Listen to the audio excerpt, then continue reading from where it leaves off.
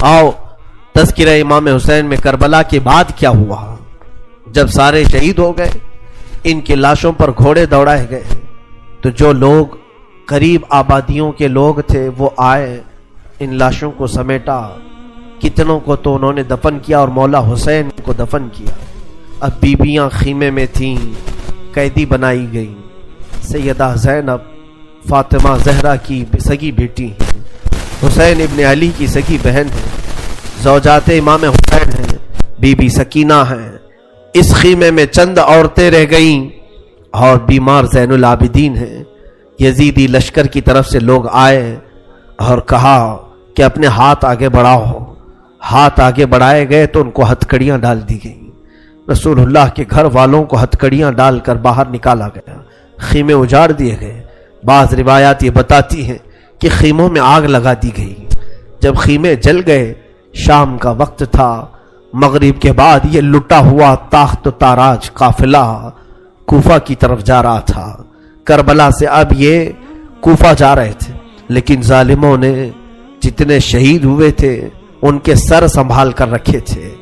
امام حسین ابن علی کا سر لے لیا، عباس علمبردار کا سر لے لیا، اور علی اکبر امام قاسم کے سر کاٹ کر لے لیے۔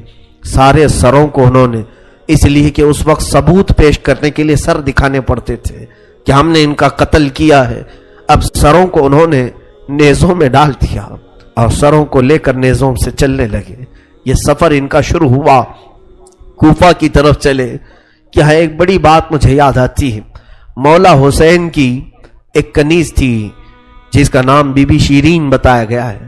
وہ سیدہ فاطمہ زہرا رضی اللہ تعالیٰ عنہ کی بھی خدمت کر چکی ہیں۔ بی بی شیرین، اس کو حضرت امام حسین نے آزاد کر دیا تھا۔ وہ کہتی تھی کہ میں آزاد نہیں ہونا چاہتی ہوں۔ کہا تھا کہ تو بڑھاپے کو پہنچ چکی ہے، تجھے ہم نے آزاد کر دیا۔ اور اس کے بعد مولا حسین نے جب یہ مدینہ طیبہ میں تھے، بی بی شیرین کو کہا تھا کہ تو آزاد ہے، جا۔ بہت سارا مال دیا تھا اور جمع کر کے کہا تھا کہ تو چلی جا، اپنی بقیہ زندگی آرام سے گزار۔ تو کہتی ہے ایک شرط ہے میری، میں اس شرط پر جاؤں گی۔ امام حسین ابن علی نے پوچھا کہ ہم نے تجھے کسی چیز سے روکا نہیں، منع نہیں کیا، کیا چیز تو چاہتی ہے؟ بی بی شیرین نے کہا تھا کہ مولا حسین، بس چاہتی ہوں کہ میں گھر بنا لوں، گھر میں رہوں، ایک بار آپ اپنے قدم رکھ دینا، ہم غریبوں کے گھر پر ایک بار آپ تشریف لے آئیں، میری وہ معراج ہو جائے گی۔ امام حسین نے کہا بس اتنی سی بات، ہم تو غریبوں کے گھر روز جانا پسند کرتے ہیں، ہم روز جانا پسند کریں، جا ٹھیک ہے تیرے گھر ہم آئیں گے۔ اور بی بی شیرین نے کہا نہیں مولا، میری ایک درخواست یہ ہے کہ آپ اپنے خاندان کے ساتھ آئیں گے، اپنے شہزادوں شہزادیوں عورتوں کے ساتھ آئیں گے۔ مولا حسین نے ساری عورتوں سے کہا دیکھو بی بی شیرین کہتی ہے اس کے گھر دعوت ہے، ہم سب آئیں گے۔ اور اس کو بطور مسکراتے ہوئے آپ نے فرمایا بی بی شیرین، ایسا نہ ہو کہ ہم آئیں اور تو پہچان ہی نہ سکے، ایسا نہ ہو کہ تو پہچان ہی نہ سکے۔ قدموں میں گر گئی، کہا کہ میں آپ کے گھر کی کھائی ہوئی، میں آپ کی پروردہ، کبھی آپ کو نہ پہچانوں، ایسا کیسے ہو سکتا ہے؟ وہ خاتون گئی، کوفہ کے قریب ایک چھوٹی سی بستی میں گھر بنایا، بڑا اچھا سا گھر بنایا، اور اس کی بستی والے بھی اس کی بڑی عزت کرتے تھے کہ یہ فاطمہ کے گھر کام کی ہوئی عورت ہے، حسین ابن علی کے گھر کام کی ہوئی عورت ہے۔ وہ ہر گھر میں جاتی تھی، بستی والوں سے کہتی تھی لوگوں دیکھنا میں نے گھر بنایا اور پیغام بھیج دیا ہے، فاطمہ کے لاڈلے شہزادہ رسول امام حسین نے مجھے وعدہ کیا ہے ایک بار وہ میرے گھر تشریف لائیں گے۔ بستی والے کہتے تھے کیا تیری قسمت ہے کہ تیرے گھر مولا حسین آنے کی بات کر چکے ہیں، رسول اللہ کا شہزادہ تیرے گھر آئے گا۔ سب اس کی گاؤں میں بڑی عزت تھی، لوگ کہتے تھے کہ اس کی بات پر حسین آنے والے ہیں۔ ایک بار جیسے ہی بی بی شیرین کو خبر ہوئی کہ امام حسین مدینہ سے مکہ نکل چکے ہیں اور مکہ سے کوفہ آنے والے ہیں، جیسے ہی یہ خبر ملی تو اس نے پیغام بھجوایا اور پھر اپنے گھر کو رنگ و روغن کرنا شروع کر دیا اور کمرے سجائے کہ مولا حسین کا قافلہ آ رہا ہے اور کوفہ جانے والے ہیں اور میرے گھر پر ٹھہریں گے۔ جنگ کی کوئی خبر ہی نہیں تھی۔ گاؤں والوں کو جیسی اطلاع ہوئی، گاؤں کے سارے لوگ اس کے ساتھ مل گئے۔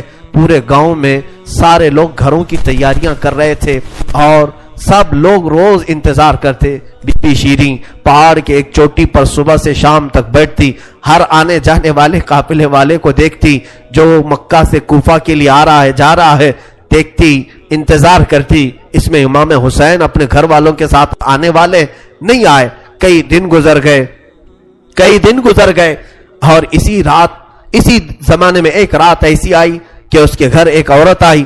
کہا بی بی شیرین اٹھو جلدی. کہا کیا؟ کہ حاکم بصرہ ابن زیاد کا لشکر بہت بڑا لشکر ہے اور وہ لشکر باہر آیا ہوا ہے, تیرا بڑا گھر ہے, وہ چاہتے ہیں کہ آج کی رات تیرے گھر میں گزارے. کہا کون لوگ ہیں, کیوں آئے ہیں؟ کہا سنا ہے کہ ایک باغی نے بغاوت کی تھی اور اس کا سر کچل دیا گیا, اسے مار کر کے اس کا سر لایا گیا ہے اور اسی کو دمشق امیر المومنین یزید کے پاس لے جایا جا رہا ہے. بی بی شیریں نے کہا پتہ نہیں کون سا باغی تھا, کس نے بغاوت کی تھی, کس سے جنگ ہوئی تھی, خبر نہیں ہے. بہرحال اگر حاکم کا قافلہ گھر کے دروازے پر کھڑا ہے تو میں دروازہ کھول دیتی ہوں. دروازہ اس نے کھولا, بہت سارے رات کا وقت ہے, شہزادوں کے سر نیزوں پر لٹکے ہوئے ہیں. حسین ابن علی کا چہرہ دھول میں اٹا ہوا تھا, زلفیں چہرے پر آئی ہوئی تھیں, بیبیاں سب باندی بنا کر لائی گئی تھیں اور سب جکڑی ہوئی تھیں, چہرے ان کے بالوں سے ڈھاکے ہوئے تھے.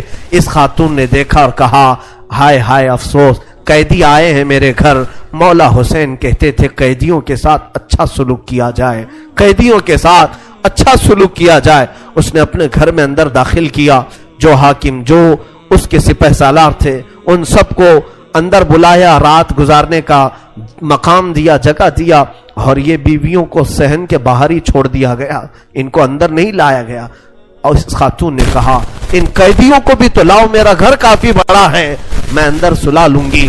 اسے اب تک یہ خبر نہیں تھی یہ لٹا ہوا قافلہ ہے کس کا, آخر یہ لٹا ہوا قافلہ کس کا آیا ہے. رات کے وقت اس نے کھانا بنایا, سارے فوجیوں نے کھانا کھا لیا, تو بی بی سے کہا ان قیدیوں کو کھانا مت دینا, وہ کھانے کے مستحق نہیں ہے. چلا کر کے کہا دیکھو ہمارا دستور یہ ہے کہ میں فاطمہ کے گھر کام کر چکی ہوں, وہاں فاقے تو رکھتے تھے لوگ, گھر میں فاقہ تو ہوتا تھا, لیکن باہر آنے والے مہمان کو بھوکا نہیں رکھا جاتا, وہ چاہے قیدی ہوں باغی ہوں جس طرح کے ہوں, مجھ سے جو بن سکے گا میں کھلاؤں گی. اس نے کھانے بنائے اور اس کے بعد لے کر کے آئی, اور اس کے بعد کھانا جب سیدہ بی بی زینب کے پاس رکھا تو بی بی زینب نے اپنے دونوں ہاتھ دکھائے جو پیچھے بندھے ہوئے تھے.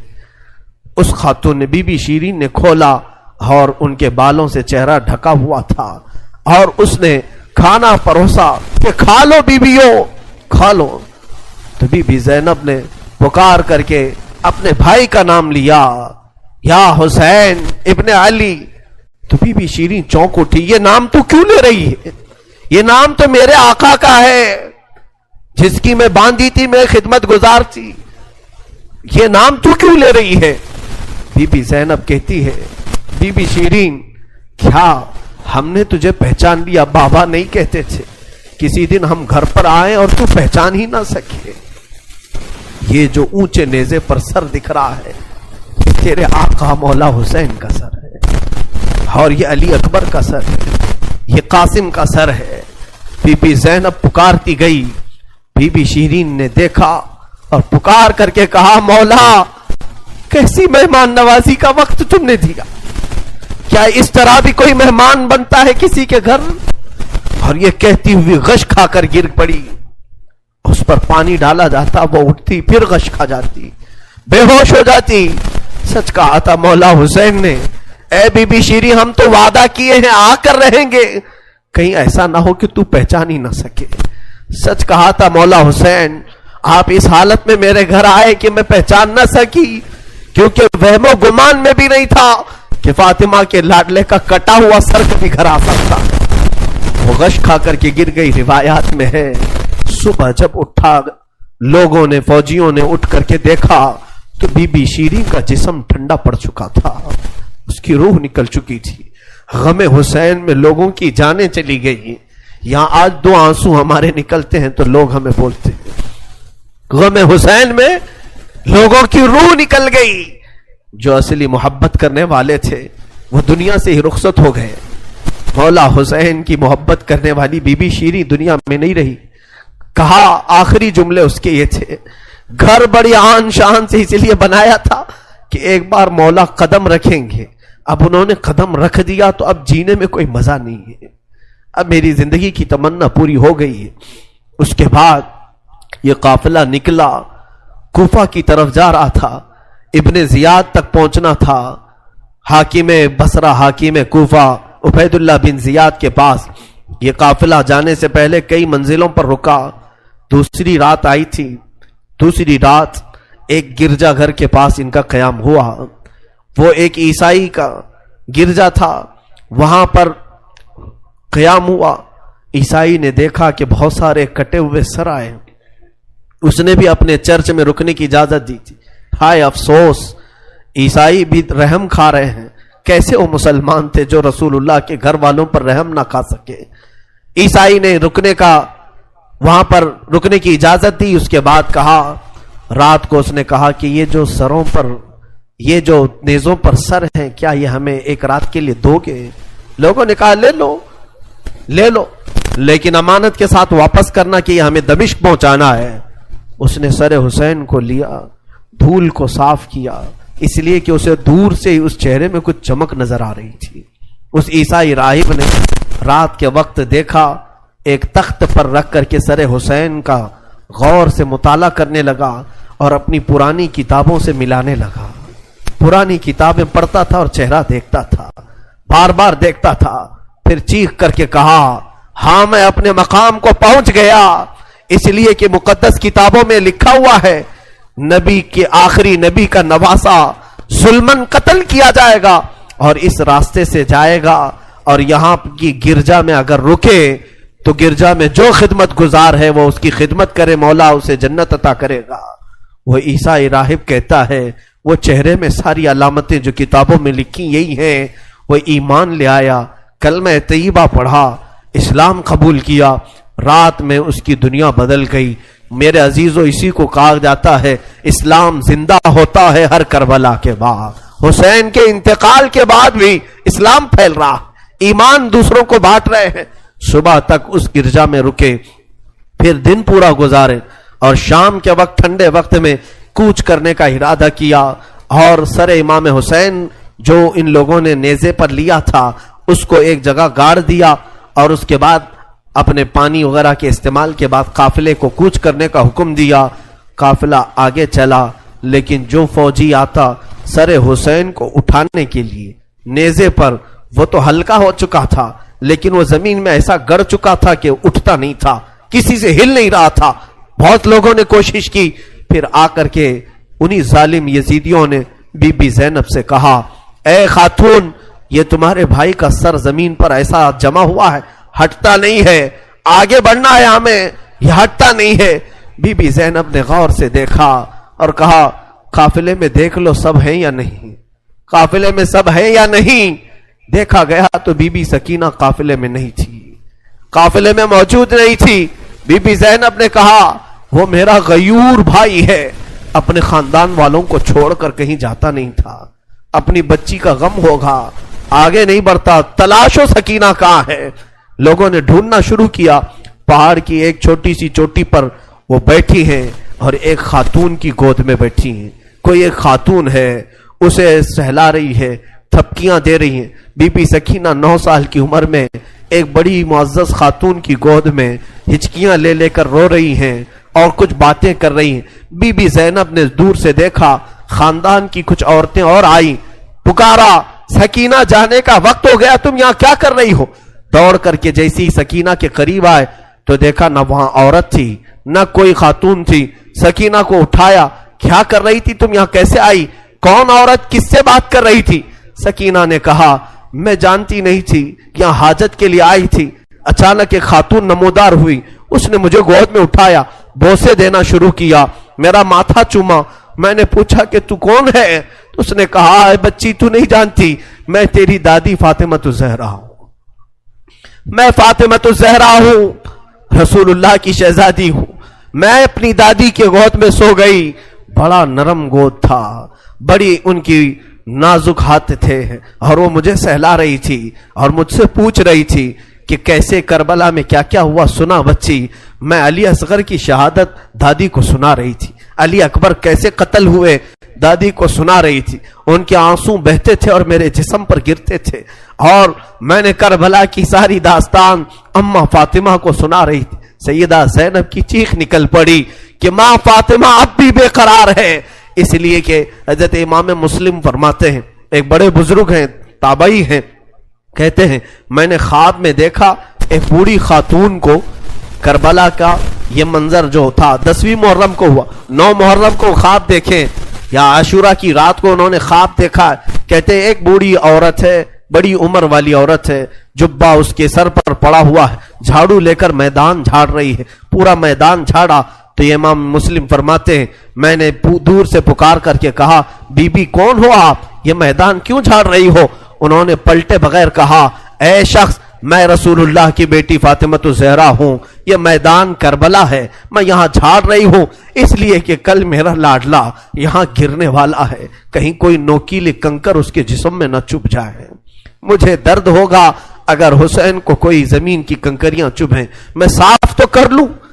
फातिमा ज़हरा का गम हम नहीं जान सकते मेरे अजीज, एहसास नहीं कर सकोगे। गम की दास्तानें बड़ी हैं, बहुत हैं, वाकयात सुनाने के लिए मेरे पास वक्त नहीं है, मैं समेटता हूं। अजीजा ने गिरामी, ये ताख्त व ताराज काफिला, ये असीरान अहले बैत कूफा पहुंचे इब्ने जियाद के महल में। इब्ने जियाद ने देखा हुसैन इब्ने अली को ताने मारने लगा, कहा कि तुमने बड़ा गलत किया, तुमने यजीद के खिलाफ खुरूज किया, बगावत किया। और उसके बाद बहुत सारी बेहुरमती करने के बाद इस काफिले को उसने दमिश्क रवाना किया। दमिश्क मुल्क शाम की राजधानी, आज भी मुल्क शाम में, जिसको इंग्लिश में दमस्कस कहा जाता है, दिमश्क है वो असल। दिमश्क में जब ये काफिला पहुंचने लगा वहां के हालात अलग थे। बाजार शाम पर लानत हो, बाजार शाम पर का बुरा हो, वहां शाम का बाजार सजाया गया था, घर घर वहां सजाए गए थे और लोगों में यह जश्न का माहौल था कि आज बागियों के सर लाए जा रहे हैं और कैदियों को जकड़ करके मुल्क शाम खलीफा वक्त यजीद के दरबार में पेश किया जा रहा है। लोग छतों पर चढ़ चुके थे यह मंजर देखने के लिए, ये अलम जो उठा करके आ रहे थे लोग काफिले यजीद में। यजीदी लश्कर जो कूफा से दिमश्क दाखिल हो रहा था, दिमश्क के दरवाजे पर यह काफिला पहुंचा है, सरे इमाम हुसैन को नेज़े पर लेकर, अली अकबर, इमाम कासिम, अब्बास का सर लेकर ये लोग पहुंचे हुए हैं। अभी मुल्क शाम के बाजार में देखा अचानक तबले बजना शुरू हो गए, ढोलों की आवाजें बुलंद हो गई, बाजे शुरू हो गए और बहुत ज्यादा बांसुरियां बजने लगी और इस जश्न के माहौल में इस काफिले को लाया जा रहा है। आगे लोग नाचते हुए जा रहे हैं, खेलते हुए जा रहे हैं कि फतेह मुबीन यजीद का अच्छा हो, जय जयकार लग रही थी। खानदान अहले बैत को कैदी बना करके लाया गया है। मेरे अजीजों, उस खानदान अहले बैत के साथ वहां जो मामलात हुए, कई लोग थे जो देखने के लिए दूर दूर से आए थे। एक सहाबी हैं, वो कहते हैं मैं तिजारत के लिए गया था, तो मुझे खबर हुई कि आज अहले बैत का काफिला यहां आ रहा है, तो मैं दौड़ता हुआ पहुंचा और जैसे ही मैंने देखा, देख करके मैं जब्त ना कर सका, वो चेहरा आज नेज़े पर था जो कभी मेरे मुस्तफा के कंधे पर हुआ करता था। वो सहाबी कहते हैं उनके लबों पर मेरे आका अपने होंठ रखा करते थे, उनकी गर्दन को सूंघा करते थे। वो हुसैन की गर्दन को इन्होंने तलवार से अलग किया हुआ था और नेज़े पर ला रहे थे। वो सहाबी दौड़ते हुए आए, कहा मेरी जिंदगी का बुरा हो, मैं हुसैन का साथ नहीं दे सका, मैं हैदर के घर वालों का साथ नहीं दे सका। बच्चियां थीं जो कैदी बनाकर लाई गई थीं, दौड़ करके वो सहाबी आए और बीबी सकीना के पास आए। नन्ही सी 9 साल की उम्र की बच्ची भी कैदी बनकर आई, दौड़ करके साथ करीब आए, पूछा कि बच्ची मैं तुम्हारे गम में बराबर का शरीक हूं, मैं भी तुम्हारे गम में साथ हूं, अहले बैत का मैं वफादार हूं। उन्होंने तवज्जो नहीं की, इसलिए कि बीबी सकीना कहती हैं हम तो दुनिया से मायूस हो चुके थे, हमने कटने के वक्त किसी को आते हुए नहीं देखा, अब तमाशा देखने के लिए बहुत सारे लोग आते हैं, तवज्जो नहीं की। उस सहाबी रसूल ने आगे बढ़कर कहा कि सकीना मैं तुझे जानता हूं, तू हुसैन की बेटी है, تو فاطمہ کی لاڈلی ہے، تو شیر خدا کے گھر کی شہزادی، بتا کوئی حاجت ہو، کچھ کھانا پانی کوئی چیز۔ اللہ اللہ، یہ بھوکے اور پیاسوں نے کبھی کھانا کسی سے نہیں مانگا۔ پوری داستان کربلا سننا، کبھی انہوں نے روٹی نہیں مانگا، ہاں پانی ضرور مانگا ہے۔ پانی مانگنا انسانیت کے لیے عیب نہیں، روٹی مانگنا محتاجی کی علامت ہو سکتی ہے۔ بی بی سکینہ نے کہا کہ بڑی حاجتیں پوچھ رہے ہو، کیا میری حاجت پوری کرو گے؟ کہا بتاؤ بچی، میں اپنی طرف سے جو ہو سکے کروں گا، میرے پاس پیسے ہیں، مال ہے، میں اس سے جو چاہے کروں گا۔ بی بی سکینہ نے صرف ایک درخواست کی کہ میرے نانا کے صحابی، بس اتنا کام کر لو کہ یہ جو اونچے نیزے پر میرے بابا کا سر ہے، حسین ابن علی کا، اس سر کو تھوڑا آگے بڑھا دو، یہ جو جلوس میں جا رہا ہے آگے بڑھا دو۔ ہمارے گھر کی بچیاں غور سے سنیں، میرے گھر کی عورتیں کان کھول کر کے سنو، 9 سال کی بچی کیا خواہش ظاہر کر رہی ہے۔ کہا اگر وہ نہیں بڑھتے ہیں تو انہیں پیسے دے، وہ انعام دے کر آگے بڑھاؤ۔ اس صحابی نے پوچھا کہ اس سر کو تمہارے قریب رہنا اچھا ہے، تمہارے قریب رہنا اچھا ہے، آگے کیوں بڑھانا چاہتی ہو؟ بی بی سکینہ نے کہا اس لیے کہ لوگوں کا جلوس بابا سر کو دیکھنے کے لیے آ رہا ہے، اور سارے دیکھنے قیدی بنا کر کے لائے گئے تھے۔ بیمار زین العابدین حسین ابن علی رضی اللہ تعالیٰ عنہ کے شہزادے، وہ قیدی بنا کر لائے گئے تھے۔ ایک صحابی وہاں پر حاضر ہوئے، کہا کہ کوئی حاجت ہو تو بیان فرمائیں، ہم آپ کے غم میں شریک ہیں۔ حضرت امام زین العابدین نے کوئی توجہ نہیں کی، یہاں تک کہ ایک سپاہی یزید کا ایسا تھا جو تھیلا بھر کر کے پتھر لے کر چل رہا تھا، تھیلا بھر کر پتھر لے کر چل رہا تھا، اور وہ باہر کھڑے ہوئے لوگوں میں پتھر بانٹتا تھا کہ کچھ پتھر تم لوگ برسا ہو۔ ملک شام میں جانے کے وقت کچھ لوگ وہاں صدقے کی کھجوریں پھینک رہے تھے اس اہل بیت کے گھرانے پر، اور کچھ لوگ پتھر برسا رہے تھے۔ یزید کے یہ مخالف لوگ ہیں، باغی لوگ ہیں، ان کے دلوں میں یزید کی محبت تھی، بنو امیہ کے وفادار لوگ تھے۔ اس قافلے پر کچھ لوگوں نے پتھر برسائے، وہ قافلہ اب اور کتنے زخم اٹھاتا، اب ان کو چھوڑا کیا تھا، لوگوں نے سارے زخم تو دے دیے تھے۔ امام زین العابدین نے اس صحابی سے کہا کہ دیکھو یہ پتھر برسا رہے ہم پر۔ وہ صحابی نے تلوار کھینچ لی اور اس کو قتل کرنے کا ارادہ کیا، آپ نے منع کیا، رک جاؤ رک جاؤ، اس لیے کہ بہت سارے قتل میں نے اپنے بابا کے دیکھے، اور وہاں کوئی بھی اپنی تلوار لے کر ہمارے مدد کے لیے نہیں آ سکا۔ امام زین العابدین کا یہ لٹا ہوا قافلہ یزید کے دربار میں لایا گیا، اور سر امام حسین کو ایک تشت میں رکھ کر پیش کیا گیا۔ یزید اپنے ہاتھ میں چھڑی لے کر مولا حسین کے لبوں پر مارتا تھا اور کہتا تھا حسین تمہاری جوانی ختم ہو گئی، کاش تم میری بیعت کر لیتے تو تم زندگی سے ہاتھ نہیں دھوتے، اور کبھی میں نہیں چاہتا کہ تمہارا قتل ہو جائے۔ اس نے جھوٹے الفاظ میں لوگوں کو اس طرح ورغلایا۔ سیدہ زینب نے وہاں پر ایک جرأت مندانہ خطبہ دیا تھا، مولا حسین کی سگی بہن یزید کے دربار میں خطبہ دی تھی، اور اس کے بعد پھر یہ اسیران اہل بیت کو یہاں ملک شام میں چند دن ٹھہرایا گیا اور آزاد کیا گیا، مدینہ طیبہ کے لیے رخصت کرنے کا حکم ہوا۔ یہ لٹا ہوا قافلہ مدینے آیا۔ اللہ اللہ، مدینے کو جب یہ لوگ پہنچے، اہل مدینہ کہتے ہم کو وہ شہادت کی خبر پہلے سے مل گئی تھی، کربلا میں مولا حسین کا قتل ہو چکا ہے، خاندان اہل بیت کے ساتھ برا سلوک ہوا ہے۔ پورا مدینہ سرحد پر آ کر کھڑا ہو گیا تھا، مدینے کے باہر انتظار میں۔ وہاں ننھی سی سغرا بھی تھی، مولا حسین کے کچھ گھر والے بھی تھے، وہ انتظار میں تھے۔ جیسے ہی لوگ مدینہ طیبہ میں داخل ہونے لگے، بیویوں کو دیکھ کر مدینے والے چیخ پڑے، سارے مدینے والے زارو قطار رونے لگے۔ سیدھا یہ قافلہ آیا بارگاہ رسول میں، مصطفیٰ صلی اللہ علیہ وسلم کی قبر انور کے پاس پہنچ گیا، اور پھر بی بی زینب وہاں کھڑے ہو کر شروع سے لے کر اخیر تک کی داستان میرے آقا کو سنانے لگی۔ یا رسول اللہ، آپ کا دوش پر سوار ہونے والا شہزادہ، آپ کا محبوب نظر حسین بڑے زخموں سے چور چور تھا۔ یا رسول اللہ، وہ کربلا میں لاشیں اٹھاتا رہا، پیاسا رہا، بھوکا رہا۔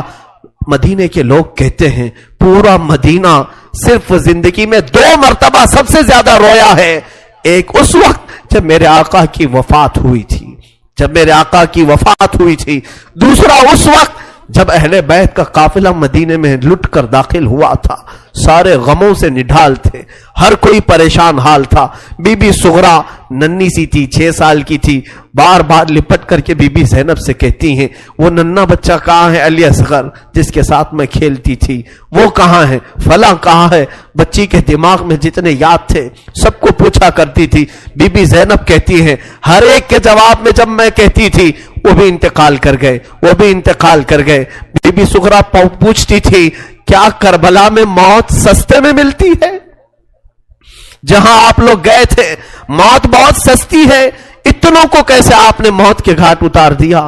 بی بی زینب کے پاس کوئی الفاظ نہیں تھے۔ امام زین العابدین کا زندگی بھر یہ حال تھا۔ اللہ اکبر، زین العابدین وہ تنہا شہزادے ہیں میرے مولا حسین کے جو پھر 95 ہجری تک باحیات رہے۔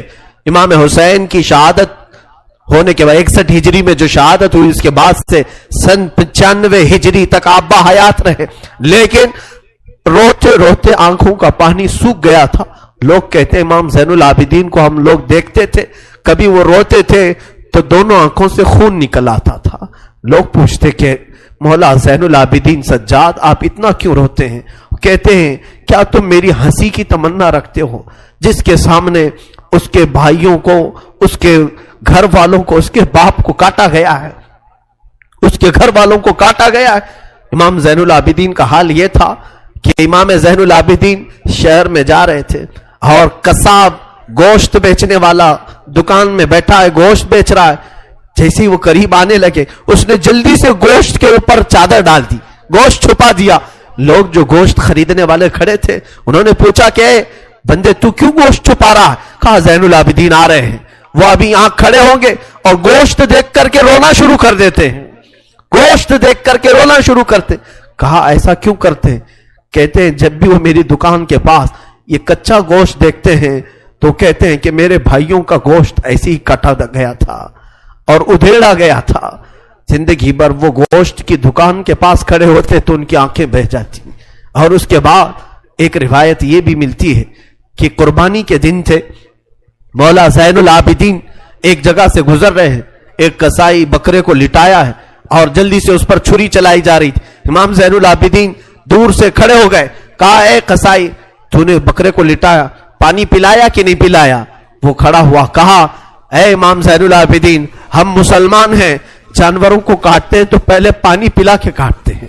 امام زین العابدین نے کربلا کی طرف منہ کیا، کہا مولا حسین مسلمان جانوروں کو پانی پلا کے کاٹتے ہیں، جانوروں کو پانی پلا کے کاٹتے ہیں، مگر اہل بیت کے کسی شہزادے کو ایک گھونٹ بھی پانی نہیں پلایا گیا اور انہیں ویسی ہی پیاسا شہید کیا گیا ہے، پیاسا کاٹا گیا ہے۔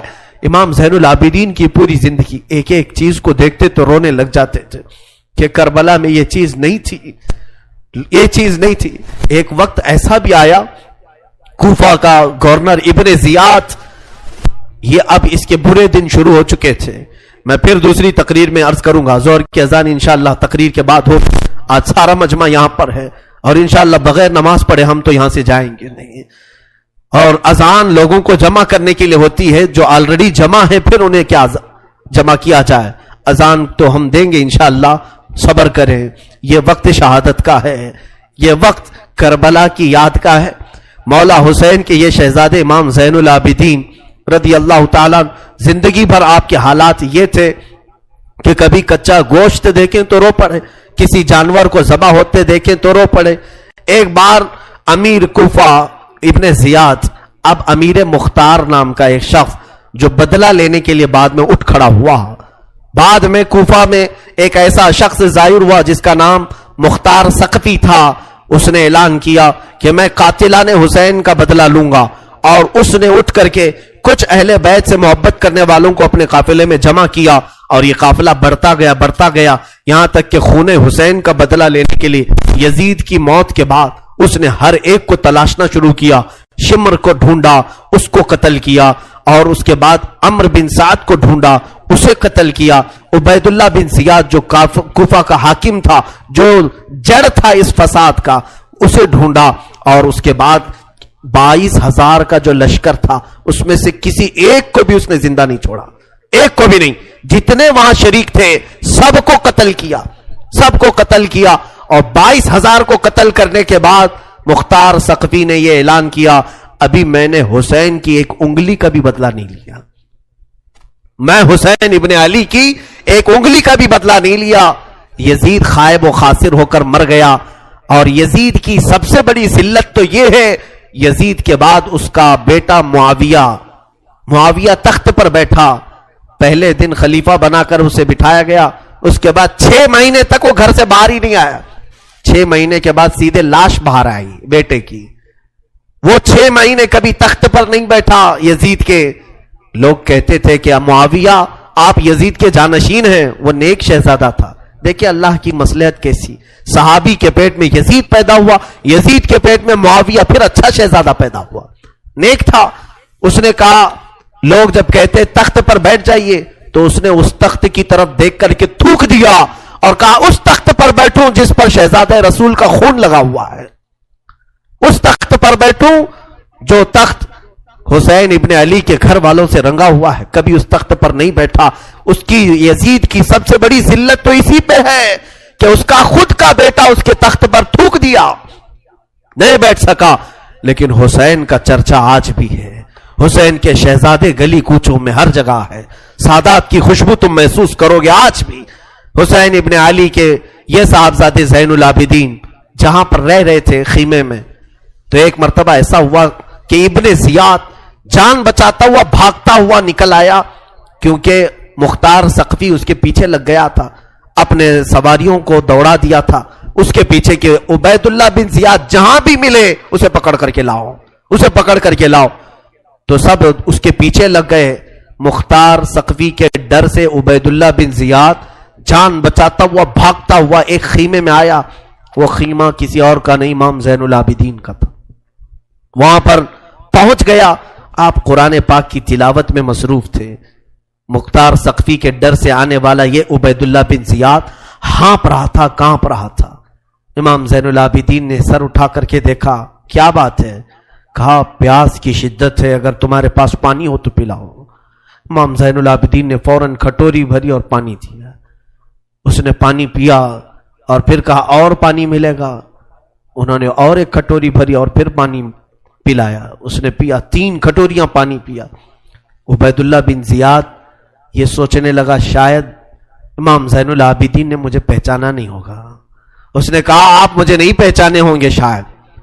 آپ نے چہرہ اٹھایا تو آنکھوں میں خون تھا، آنکھوں میں خون تھا. کہا اے ظالم، تجھے نہیں پہچانوں گا؟ تیری وجہ سے میرا پورا گھرانہ لٹ گیا، میرا پورا خاندان تو نے تباہ کیا، بھوکا اور پیاسا کربلا میں تڑپایا، تجھے نہیں پہچانوں گا؟ تو عبید اللہ بن زیاد بدبخت نہیں ہے؟ تو اس نے کہا جب آپ نے پہچانا تو پانی پلا رہے ہو. امام زین العابدین نے کہا جو تو نے ہمارے ساتھ سلوک کیا وہ تیری فطرت تھی، اور ہم نے جو سلوک کیا ہے یہ اہل بیت کی فطرت ہے، یہ اہل بیت کی شان ہے. ظالموں کے ساتھ بھی پانی پلانے کا سلوک. اسی لیے میرے عزیزو، آج اگر ہمیں کچھ آس ہے، امید ہے، تو رسول کے انہی شہزادوں سے کہ ہماری برائیاں 1000 ہوں گی، لیکن مجھے امید ہے کہ ان حسین ابن علی کے شہزادوں سے اگر قیامت کے دن ایک بار ہم کہہ دیں گے پانی، تو امید ہے کہ یہ اپنے نانا کے حوض کوثر سے ہمیں پانی ضرور پلائیں گے. تذکرہ کرو حسین کا، تذکرہ کرو اہل بیت کا اور علی کے شہزادوں کا. یقیناً حوض کوثر پر انہی کا قبضہ ہے. میرے آقا صلی اللہ تعالی علیہ وسلم اپنے ہاتھ سے جسے چاہیں گے پانی پلائیں گے. ان کے گھر والوں کو ستا کر کے تم پانی قیامت کے دن کس منہ ہوگے، پیاس بجھاؤ گے؟ امام زین العابدین نے اس وقت بھی پانی پلایا. میرے عزیزوں، اس کے بعد ایسا نہیں کہ اسلام ختم ہو گیا. امیہ کی خلافت چلتی رہی. یزید کے بعد اس کا بیٹا معاویہ کے انتقال کے بعد پھر مروان حاکم بنا. مروان کی حکومت چلی. پھر اس کے بیٹے آئے تقریباً 90 ہجری تک، اور اس کے بعد 105 ہجری تک اسی امیہ خاندان نے خلافت کی باغڈور سنبھالی. اس کے بعد عباسی خلافت کا دور شروع ہوا. جو بنو عباس کہلائے وہ اہل بیت سے محبت کرنے والے تھے. اتنے زمانے تک بھی اہل بیت کے ساتھ برا سلوک ہوتا رہا. امیہ کے پورے جتنے خلفاء آئے انہوں نے اہل بیت کے ساتھ کوئی اچھا سلوک نہیں کیا. امام باقر کے ساتھ، امام جعفر صادق کے ساتھ، امام موسیٰ کاظم کو 12 سال تک قید میں رکھا گیا تھا، ان کو زہر پلایا گیا تھا، کوڑے مارے گئے تھے. یہ اماموں کے ساتھ برا سلوک تقریباً 100 سال تک چلتا رہا. اور ایسا نہیں، رسول کا گھرانہ آج بھی لٹانے پر قربان ہے. آج بھی اگر کوئی بات آ جائے تو دیکھنا رسول اللہ کی جو اصلی آل ہوں گے، اصلی اولاد ہوں گے، وہ قیادت کے لیے آگے بڑھیں گے اور اپنا سر بھی پیش کریں گے.